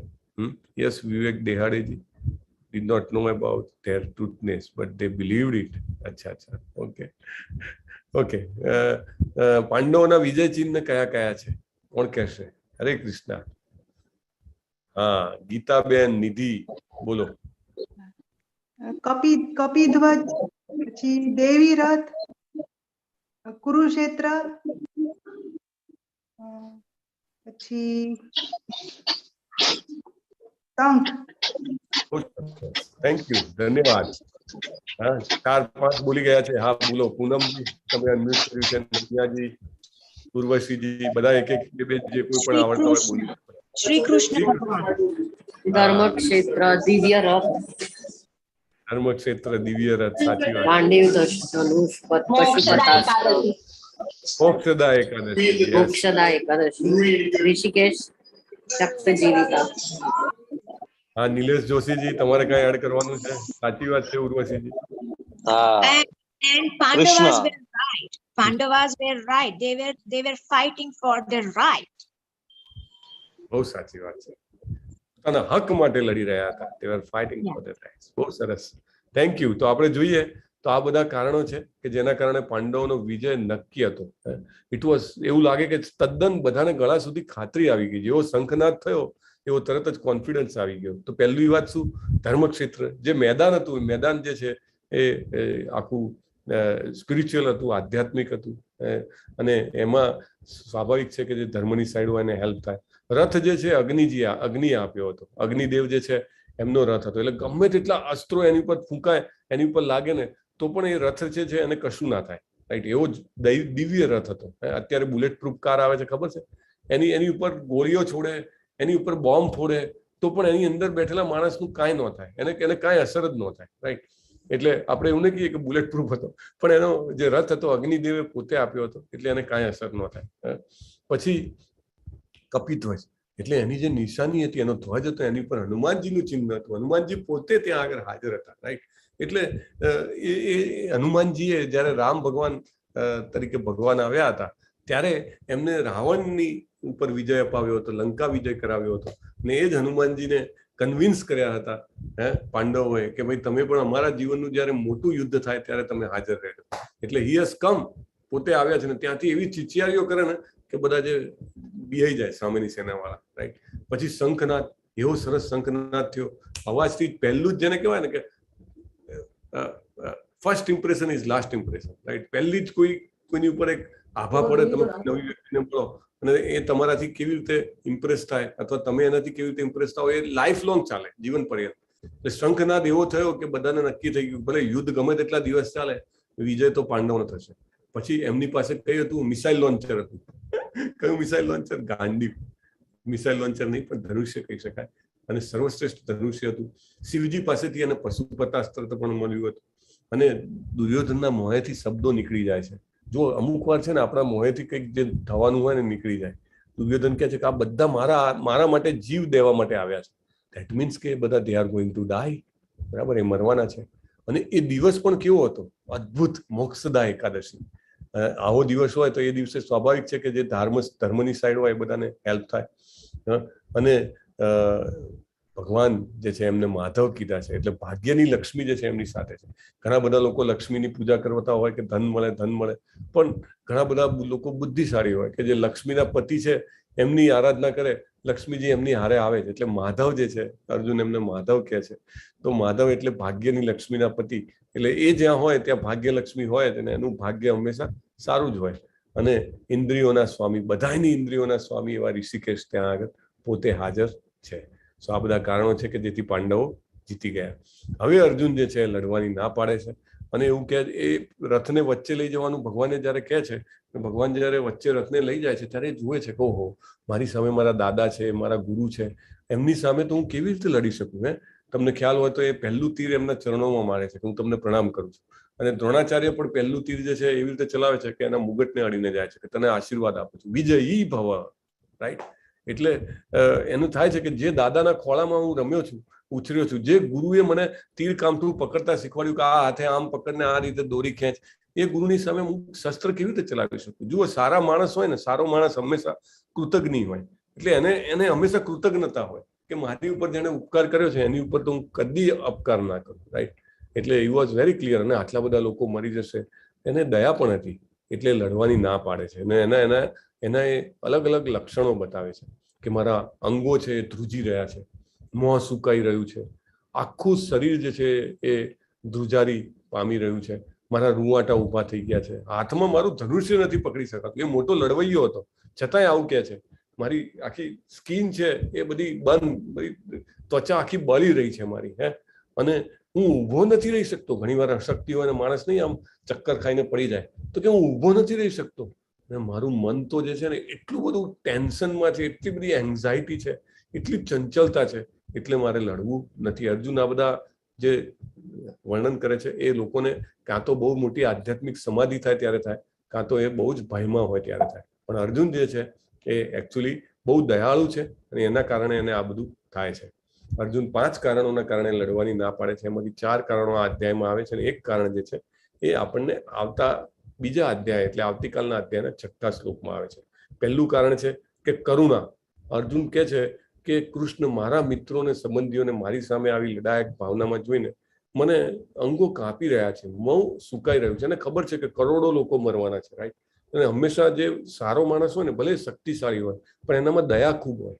એને હંમેશા બીજાને કંઈક દુઃખ પડે ને તો એને તરત દેખાય. જો આ ગુણો જે છે ને લગભગ એમ કહેવાય કે બધામાં નથી હોતા. આ ગુણો અર્જુનમાં હતા. એ બહુ મહાન વ્યક્તિ હતા, રાઈટ. એમને ખબર હતી કે હું લડીશ તો એકલા હાથે હું જીતી શકું એમ છું, અને એના કારણે લાખો કરોડો લોકો હણાશે. એવું કે છે કે યુદ્ધમાં સગાઓને મારવાથી કેવી રીતે કલ્યાણ થાય એ મને સમજાતું નથી. અને એ તો એવું કે છે કે મારે વિજય નથી જોઈતું, મારે આ રાજ્ય નથી જોઈતું, કોઈ સુખ નથી જોઈતું. ભલે આટલા બધા લોકોના જાન બચી જતા હોય ને તો હું ભીખ માંગવા તૈયાર છું. તમે વિચારો કેટલી મોટી એની ભાવના છે. એવું કે છે કે આ જે પાપીઓ છે સામે છે આક્રમણકારીઓ, આતતાઈઓ, આપણે જોયા 6 પ્રકારના એને ખોટા કામ કરેલા, તેમને મારી નાખી એ યોગ્ય નથી એમ. મને શું મળશે એમને મારવાથી? એવું કે છે કે હે માધવ, માધવ એટલે ભાગ્યના દેવીના પતિ, કે મારા સગાઓને, આપણા સગાઓને મારીને આપણે કેવી રીતે ખુશ થઈ શકીએ? તમે એમ કહો, સગાઓ સાથે હોય, વાર તહેવારે પ્રસંગે આપણી સાથે આવીને બેસે, આપણી સમૃદ્ધિ અથવા તો આપણું જે ઐશ્વર્ય હોય જોઈને આપણને એમ કહેવાય કે સરસ મજાના શબ્દો કે જેથી આપણે ગદગદ થઈ જઈએ કે ઓહો ના, મારું બહુ સારું છે, રાઈટ. તો એવા સગાઓ વગર કે જીવન કેવી રીતે જીવવાનું? અને અર્જુન પાછું એવું કે છે આ કરોડો લોકો મરી જશે તો આખી કૌટુંબિક પરંપરાનો નાશ થશે, રાઈટ. પુરુષો મરી જશે તો નવા બાળકોને કોણ શીખવાડશે? અને સ્ત્રીઓ જે છે એ રક્ષણ વગરની થઈ જશે. એટલે આખું કુટુંબ જે છે અધાર્મિક થઈ જશે. મને તો ખબર જ નથી પડતી કે લડવું સારું કે એમના દ્વારા જીતાઈ જવું સારું. અર્જુન એવું કહે છે. હા, અને આપણે એમની સાથે લડવું ના જોઈએ. એવું કરીને અર્જુન જે છે એ લડવાની ના પાડે છે. અને આપણે આવતીકાલના અધ્યાયમાં જોઈશું કે ભગવાન કેવી રીતે એના 5 પ્રશ્નોના જવાબ આપે છે. પહેલું તો કે કરુણા છે, બીજું કે છે આનંદ નથી, ત્રીજું કહે છે કે બહુ પાપ લાગશે, ચોથું કહે છે કે કૌટુંબિક પરંપરાઓ જતી રહેશે, પાંચમું કહે છે કે કાંઈ ખબર પડતી નથી શું કરવું. આપણે જીવનમાં ઘણી વાર એવું હોય ને, કઈ બાજુ જવું, શું નિર્ણય લેવો, કાંઈ ખબર નથી પડતી, રાઈટ. અર્જુનનું પણ એવું છે, એને કાંઈ ખબર નથી પડતી, ખૂબ દુઃખી છે. અને આપણે જો જીવનમાં આવા પ્રશ્ન, આવી પરિસ્થિતિ, આવી સમસ્યાઓ આવતી હોય તો એનો મતલબ કે ગીતા આપણા માટે છે, રાઈટ. અર્જુન તો એવી સિચ્યુએશનમાં છે કે જીવન મરણનો સવાલ છે. એક ઘડીમાં કાં જીવે કાં મરી જાય, રાઈટ. તો એના કરતાં આપણી સિચ્યુએશન એટલી ખરાબ નથી. જો અર્જુનને ભગવાનનો સંદેશ ગીતા કામ લાગી હોય તો આપણને પણ જરૂર કામ લાગશે જ. એવી શ્રદ્ધા સાથે આપણે રોજ ઉત્સાહ સાથે, નિશ્ચય સાથે અને ધૈર્ય સાથે આવશું તો આપણને પણ જરૂર એક અદમ્ય આધ્યાત્મિક જ્ઞાન પ્રાપ્ત થશે. ઓકે, અલ્પેશ બાવડાજી, જયદીપ જોશીજી, તો આ સાથે આ અધ્યાય જે છે અહીંયા પૂર્ણ થયો છે. તમને થોડીક જાણકારી મારે આપવાની છે. એ જાણકારી જે છે આ કોર્સ વિશેની જાણકારી છે, અને એ જાણકારી તમને બધાને ખૂબ કામ લાગે એવી છે. એટલે પ્લીઝ ધ્યાનથી સાંભળજો. આ કોર્સ જે છે 18 દિવસમાં 18 અધ્યાય, દરરોજ તમે એક અધ્યાય પૂરો થાય પછી તમે લર્ન ડેશ નામની વેબસાઇટ છે, બહુ જ જેને કહેવાય કે કોસ્ટલી એનું એરેન્જમેન્ટ છે, પણ તમારા માટે એકદમ ફ્રી છે. અને તમે એના ઉપર જઈને રોજે ક્વિઝ આપી શકો છો. અને ક્વિઝમાં પ્રશ્નો એવા સરસ ચૂંટીને રાખેલા છે ને કે એ પ્રશ્નોનો તમે એટેન્ડ કરવાનો પ્રયત્ન કરો ને એટલે તમારું ઘણું બધું નોલેજ આવી જાય, તમને ઘણું બધું અવેરનેસ આવી જાય. અને એ રીતે એકચ્યુઅલી પાસિંગ માર્ક તો 80% રાખવામાં આવ્યા છે. એટલે એક અધ્યાયની ક્વિઝ પૂરી કરીને બીજા અધ્યાયમાં જવું હોય તો 80% જોઈએ. અરે એટલા બધા તો કેવી રીતે થશે?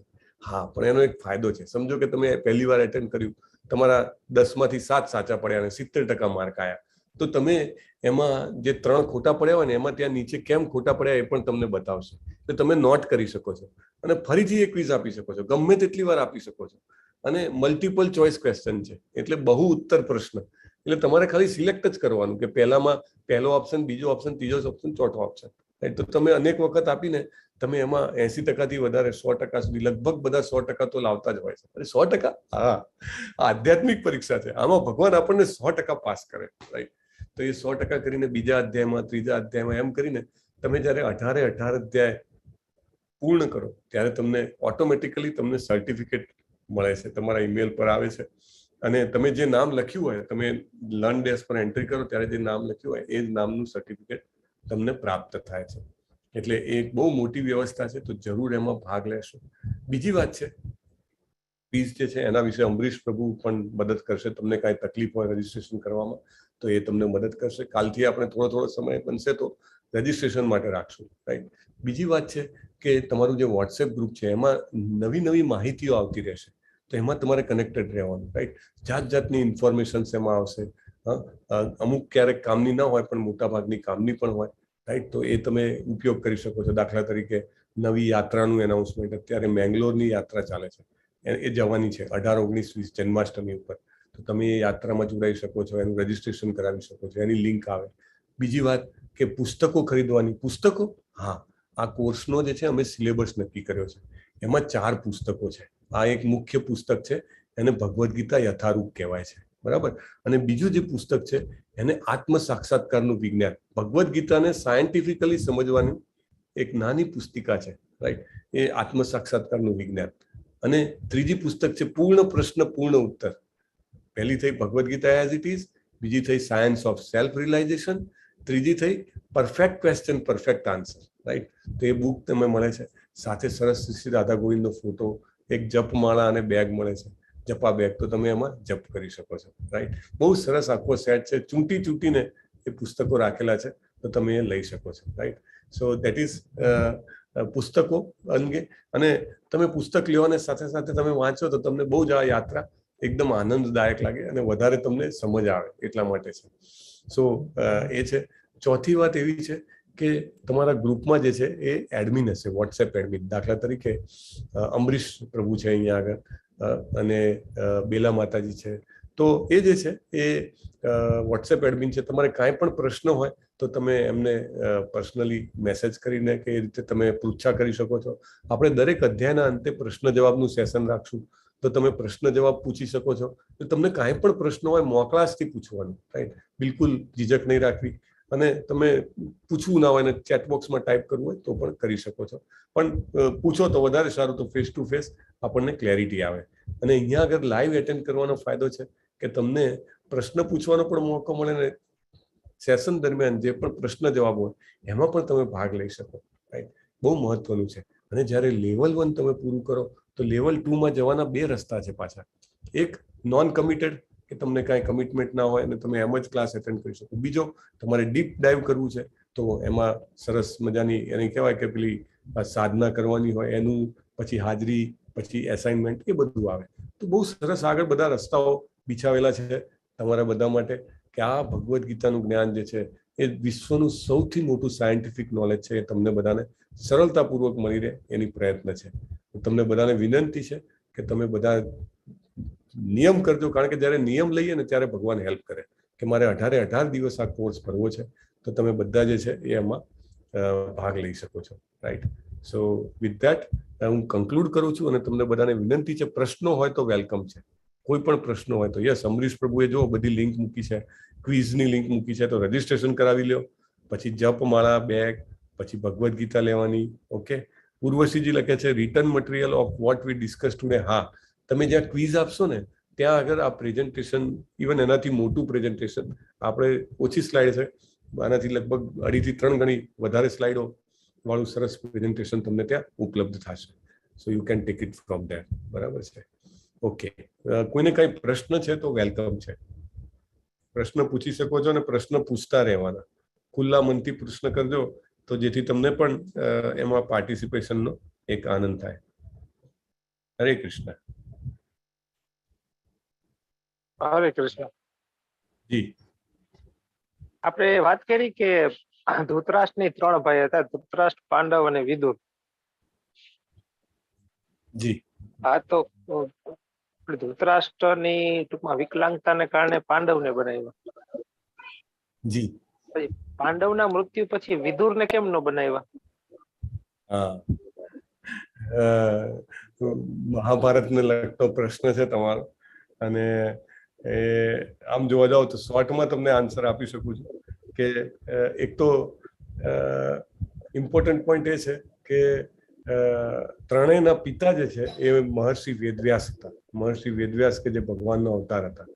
અને જ્યારે આખો વંશ નિર્મૂળ જવાનો હતો એ વખતે વંશ જે છે બહુ મહત્વની વસ્તુ છે. તમે મ્યુટ કરી શકો તો વંશ છે, કારણ કે એમાં જે જીન્સ આવે ને એ જીન્સ બહુ જ પ્રભાવી, સત્તા કરી શકે એવા જીન્સ આવતા હતા. તો એટલે એ જન્મ આપવા માટે બીજું કોઈ હતું નહીં, તો મહર્ષિ વેદવ્યાસ જે છે, જે સત્યવતી માતાજી છે એમના પુત્ર હતા, તો એમને બોલાવવામાં આવ્યા હતા. અને અંબિકા અને અંબાલિકા અને જસ્ટ અ મોમેન્ટ. 3 અને જે આ વિદુરના માતા જે હતા એ દાસી હતા એકચ્યુઅલી. તો જ્યારે મહર્ષિ વેદવ્યાસ આવે છે ત્યારે જે રાણી જે છે એ પોતાની જાતને આગળ કરવાના બદલે પોતાની દાસીને આગળ કરી દે છે. એટલે દાસીના દ્વારા જન્મ થાય છે. એટલા માટે એમને જે તૈયાર કરવામાં આવે છે, બાળપણથી જ્ઞાન આપવામાં આવે છે, એ એમને કહેવાય ને કે નીતિશાસ્ત્ર, યુદ્ધ નીતિ, રાજનીતિ એનું જ્ઞાન આપવામાં આવે છે. But is not prepared for, એમને એ રીતે તૈયારી નથી કે એ રાજ્ય જે છે આખું ચલાવી શકે. રાઈટ. એટલે એમને રાજ્યાભિષેક કરતા નથી. અને એમને પહેલાથી એમને એ રોલ લીધેલો છે બાળપણથી કે હી વિલ વર્ક એઝ એવું કહી શકાય કે મુખ્યમંત્રી તરીકે, મહામંત્રી તરીકે આસિસ્ટ કરી શકે એ રીતે એમને આખી એમની તૈયારી હોય છે. એટલા માટે એમને આપતા નથી રાજ્ય. હરે કૃષ્ણ. હરે કૃષ્ણ. ઓકે, અલ્પેશજી બાવડાજી, મે બી નામમાં મારું કઈ મિસ્ટેક હોઈ શકે છે. So I need to check the names. હું મહાભારતમાં એટલો બધો ઊંડો નથી ઉતર્યો, પણ યસ, ભગવદ્ ગીતાની અત્યારે મુખ્ય ચર્ચા છે. તો જવાબનો જે મુખ્ય મુદ્દો છે એ મેં અહીંયા ક્લિયર કર્યો છે કે એટલા માટે એમને રાજ્ય નહોતું આપ્યું. યસ. બીજો કોઈ પ્રશ્ન છે? હવે કોઈ પ્રશ્ન નથી. Okay, thank you. બહુ સરસ. આપ સર્વ જોડાયા એના બદલ ખૂબ ખૂબ આભાર.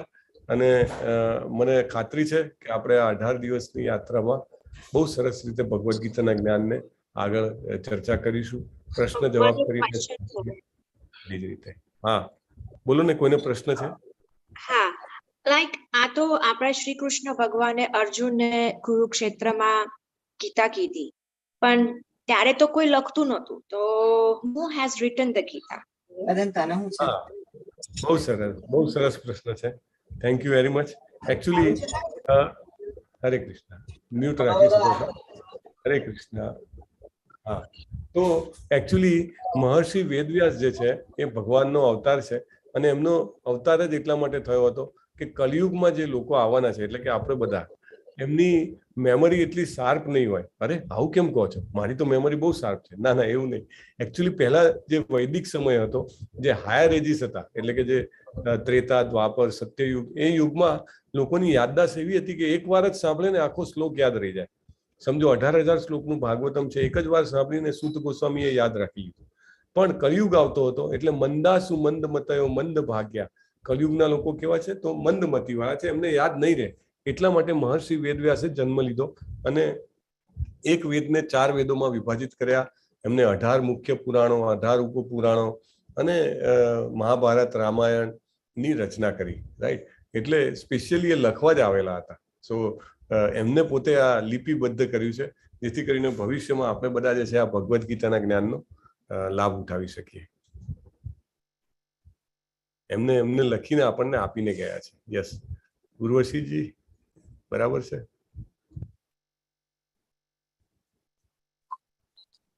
થોડું બોલો ને, કોણ છે? અતુલાજી. અતુલાજી. ઓકે, અતુલા માતાજી. કાંઈ એડ કરવાનું છે તમારે આમાં? હા, એવું કૃષ્ણ ભગવાને કયા પુરાણમાં, અત્યારે બ્રહ્મ પુરાણમાં કે નારદ પુરાણમાં લખ્યું છે, કહ્યું છે કે કળિયુગના માણસની મંદ બુદ્ધિ હશે, અલ્પ બુદ્ધિ હશે એમ. પણ આ વસ્તુ જેમ અત્યારે રેડિયો સ્ટેશન હોય છે આપણા, તો રેડિયોનો વાયર વગર સાંભળી શકીએ છીએ. જે સ્ટેશન કરીએ એ સ્ટેશન સાંભળી શકાય છે. ટીવી કરીએ છીએ, વાયર જોઈન્ટ હોતો નથી, તો પણ દરેક સીન જોઈ શકીએ છીએ. એવી રીતે આપણે અત્યારે કઈ બી બોલીએ છીએ એ બી બ્રહ્માંડમાં સ્થિર થઈ જાય છે શબ્દો. એટલે સારું વિચારવું જોઈએ, સારું કરવું જોઈએ અને સારું બોલવું જોઈએ. એવી જ રીતે ગીતાનું જ્ઞાન પણ આપણા હવામાનમાં છપાયેલું જ છે. એટલે દરેક ઋષિઓ અમુક થોડું લઈને આવી રહ્યા છે આપણી સાથે. એવું મેં કશાકમાં વાંચ્યું છે. ઓકે, આપણે જ્યારે પણ વાત કરશું ત્યારે રેફરન્સ સાથે વાત કરશું, સો દેટ બધાને. ઓકે, થેન્ક યુ અતુલાજી, ખૂબ ખૂબ ધન્યવાદ. ઓકે, હરે કૃષ્ણ. બીજા કોઈ પ્રશ્ન છે તો વેલકમ છે, નહીં તો આપણે આજે આજનો અહીંયા આગળનો સેશન છે અને અંત કરી શકીએ છીએ. તમારા બધાને ફરીથી હું આભાર વ્યક્ત કરું છું, ખાસ કરીને વિડીયો ઓન કરીને બેઠેલા બધા જ લોકો, રાઈટ? કીર્તિકુમાર બારૈયાજી, રિત્વિક જોશીજી, સુધાજી, મોક્ષના દાદીજી, લલિતકુમાર વેદ પ્રભુ. લલિતકુમાર વેદ પ્રભુ અમારા લગભગ એમ કહી શકાય કે ગુજરાતીની પહેલી બેચથી સતત જેને કહેવાય કે એક સેનાપતિની જેમ આગળ આવે છે. શરદ વ્યાસજી, ઉર્વશીજી, ઓપ્પો 53 અને બધાનું ખૂબ ખૂબ ધન્યવાદ.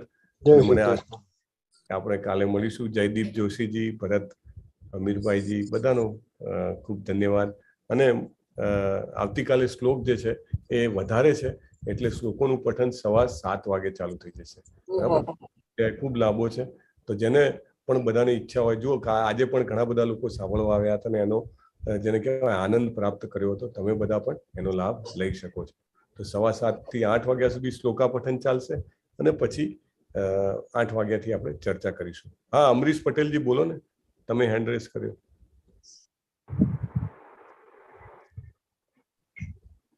ઓકે. રાહુલ પ્રજાપતિ લખે છે કે વિદુરજી મહાભારતના યુદ્ધમાં કેમ લડ્યા નહોતા દુર્યોધન તરફથી? કારણ કે દુર્યોધનને અમને ઘરમાંથી ભગાવી દીધા હતા. વિદુરજી હંમેશા ધૃતરાષ્ટ્રને કે કરતા હતા, તમારો છોકરો છે ને કે એ સાવ હાથથી ગયો છે, તમે એને કંટ્રોલ કરો નહીં તો આખા કુલનો વિનાશ ન થશે. એ કાયમ એમના ધૃતરાષ્ટ્રને કીધા કરે, કારણ કે એમના ભાઈ હતા ને અને મંત્રી જેવા હતા એટલે એમને હંમેશા નીતિનું જ્ઞાન આપતા હતા. તો હંમેશા કે કરે પણ ધૃતરાષ્ટ્ર સાંભળે નહીં. એટલે દુર્યોધનને એક વખત ખબર પડી ગઈ યુદ્ધની પહેલા કે આ મારા કાકા તો મારી વિરુદ્ધ ભરાવે છે, એટલે એમનું ખૂબ અપમાન કર્યું, છેડે ચોક અપમાન કર્યું રાજ્યસભામાં. ને વિદુરજીને એમને કાઢી મૂક્યા, ગેટ આઉટ કહી દીધું. એટલે વિદુરજી જે છે બહુ જ મોટા મહાન વ્યક્તિ હતા, તુરંત જ ત્યાંથી નીકળી ગયા અને તીર્થાટન પર જતા રહ્યા, તીર્થયાત્રા કરવા. યુદ્ધ પૂરું થાય છે પછી આવે છે અને આખી જિંદગી ધૃતરાષ્ટ્રને કીધું હોય છે કે હવે તો સંભળાવો, હવે તો સાંભળો, પણ જ્યારે યુદ્ધ પછી આવે છે ત્યારે એના શબ્દો ધૃતરાષ્ટ્રના હૃદયમાં લાગી આવે છે અને તુરંત જ રાતોરાત ઘર ત્યાગ કરી, મહેલ ત્યાગ કરી અને વનમાં જઈ અને પોતાનું જે જીવન છે અંતની પહેલા એ ભગવાનની જેને કહેવાય કે સેવા કરવાનો પ્રયત્ન કરે છે. યસ, સો બહુ સરસ. આ હેન્ડ રેસ છે, બોલો ને કોનો હેન્ડ રેસ છે? તમે બોલી શકો છો. જયદીપ જોશીજી, હરે કૃષ્ણ. બોલો. સંભળાતું નથી તમારો અવાજ. મારે એવું કે અમુક વખતે આપણે જે લેસ થઈ ગયો છે. Hello hello. હા બોલો ને. હા આવ્યો છે. હલો બોલો બોલો. ગુરુજી મારે એવું પૂછવું કે અમુક વખતે આપણે જે લેસ થઈ જતું હોય છે, જેમ કે શ્લોકા પઠન આજે મારું લેસ થઈ ગયું, તો હવે રેકોર્ડેડ લેક્ચર મળશે ખરા? હા, બને ત્યાં સુધી લાઈવ રહેવાનો પ્રયત્ન કરો, કારણ કે એકવાર રેકોર્ડ ભેગું થાય પછી 1, 2, 3 ભેગા થઈ જાય અને છૂટી જાય, એટલે બને ત્યાં સુધી લાઈવ રહેવું જોઈએ. બાકી વોટ્સએપ ગ્રુપમાં એના લાઈવ જે રેકોર્ડિંગ જે છે એની લિંક મૂકવામાં આવશે. ઓકે, હરે કૃષ્ણ. અમરીશ પ્રભુ હેન્ડ રેસ છે, કોનો હેન્ડ રેસ છે? ઓકે, ચાલો આપણે પૂરું કરીશું ને પૂરા કરતી વખતે આપણે સરસ એક પ્રણામ મંત્ર બોલીએ છીએ અને પછી હાથ ઊંચા કરીને ફેફસા ફૂલાવીને આપણે બહુ સરસ રીતે ભગવાનનું નામ લઈએ છીએ. વાંછા કલ્પતરુભ્યશ્ચ કૃપા સિંધુભ્ય એવ ચ પતિતાનામ પાવનેભ્યો વૈષ્ણવેભ્યો નમો નમઃ. અનંત કોટી વૈષ્ણવવૃંદ કી જય, શ્રીલા પ્રભુપાદ કી જય, ભગવદ ગીતા કી જય, સદગુરુદેવ કી જય. આમ બે હાથ ઊંચા કરવાના છે. કેમ કરવાના છે આજે નહીં કહું, એ આગળ આપણને ખબર પડશે, બરાબર? પણ એનો બહુ ફાયદો છે, રાઈટ? ઘણા લોકો સૂર્ય નમસ્કાર કરે તો આમ હાથ ઊંચા કરે, પણ આ અલગ છે. ઓકે, અને પછી અમે હરે કૃષ્ણ બોલીએ છીએ. હરે કૃષ્ણ હરે કૃષ્ણ કૃષ્ણ હરે હરે હરે રામ હરે રામ રામ રામ હરે હરે કૃષ્ણ. હરે કૃષ્ણ પ્રભુજી. હરે કૃષ્ણ બધાને. હરે કૃષ્ણ. હરે કૃષ્ણ. હરે કૃષ્ણ. ધન્યવાદ. હરે કૃષ્ણ પ્રભુજી. હરે કૃષ્ણ. રોજનો ટાઈમ 8 વાગ્યાનો રહેશે અલ્પેશજી. 7:15 શ્લોક કાલે ચાલુ થશે, બાકી જનરલી 7:30 થતા હોય છે. ઓકે. ભગવદ્ ગીતાની પીડીએફ ઇંગ્લિશમાં તો નેટ પર અવેલેબલ છે અને તમે vedabase.in માં જોઈ શકો છો. ગુજરાતી જે છે એની હાર્ડ કોપી મળે છે. Okay. Hare Krishna. Hare thank you very much. Hare Krishna.